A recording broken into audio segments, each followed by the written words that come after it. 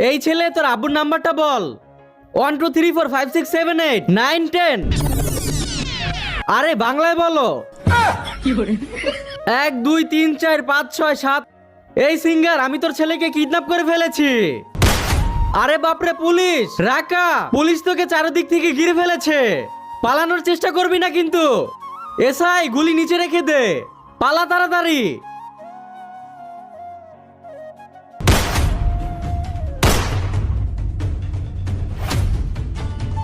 ভাই, ওই দেখো ভন্ড বাবা। আরে বাবা, আমাদেরকে বাঁচাও, আমাদের পিছনে পুলিশ পড়েছে।